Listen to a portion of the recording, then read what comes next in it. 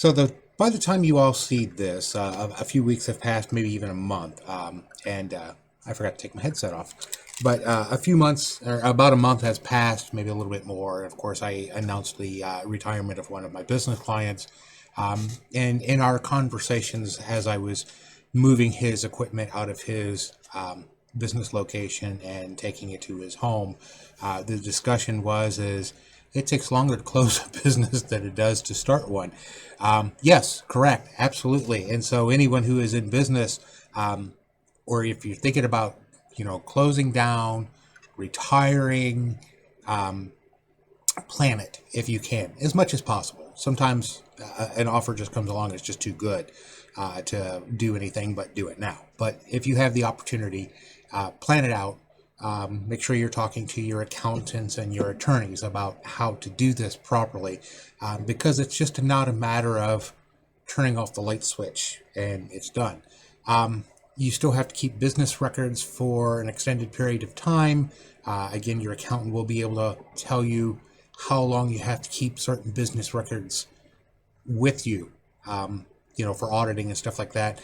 Generally, it's 3 to 7 years for most things. If you're a doctor's office, it might be longer, and stuff like that. But check with your accountants, and or if you're in the medical field, check with your HIPAA guidelines to see what you need. But yeah, plan, if you're going to close your business, plan it as much as possible. Sometimes you don't have a choice, and you just have to turn off the light and go. But yeah, plan it as much as you can. And just, if you can, depending upon how your income tax filings are, whether it be personal or corporate, try to end your business on the last day of your income tax cycle. Now, for most of us, it would be December 31st.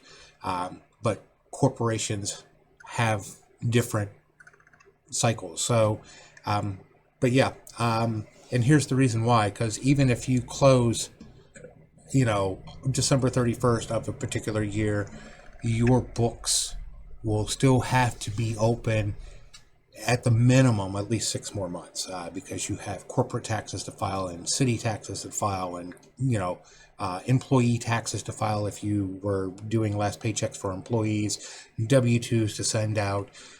So yeah, closing down a business, it takes time. It's not just flip the switch, walk away, and be done. So yeah, plan it, coordinate with your accountants, talk to your attorneys. Record retentions, you definitely need to keep track of what records you need to keep for how long. Like I said, generally for the most part for small businesses, it's going to be 3 to 7 years. If you're in the medical profession, I think there's like one HIPAA rule where you have to carry the records for 30 years. But double check that. Like I said, that may have changed. But yeah, it takes a while. It takes a good long time. So if you're planning to shut down, or thinking about shutting down, it's well worth the time to plan it out, because you're going to find out as they're finding out and shutting down, that you don't realize how much money you have going in and out, until you do shut down and everyone's still sending you bills or final bills. And yeah, so plan your, if you're closing up shop, retiring, whatever, plan it to the best of your ability. Consult with your accountants and your attorneys if you need to, and check your guidelines as it applies to you, because even after you turn off the last light, you're still going to be officially on the books for someone for an extended period of time. And although once that 6 months to a year goes by and you can finally close the bank accounts, you still have record retentions you have to do. So yeah, that's your off the beaten path. I know, kind of a little bit in a different direction, but yeah, record retention and making sure, yeah, check with, like I said, your accountants. If you're closing down, plan it out as much as possible. And if you want to close down now, I would say, like I said, try and stretch it out to the end of your tax cycle. That way it's a little easier, not a whole lot, but at least it's a little easier. So that's my off the beaten path general business insight.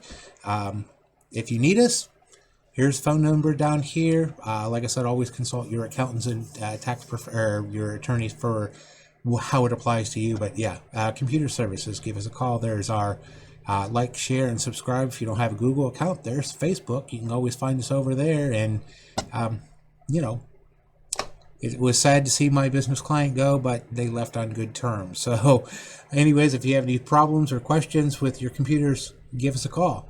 Talk to you later.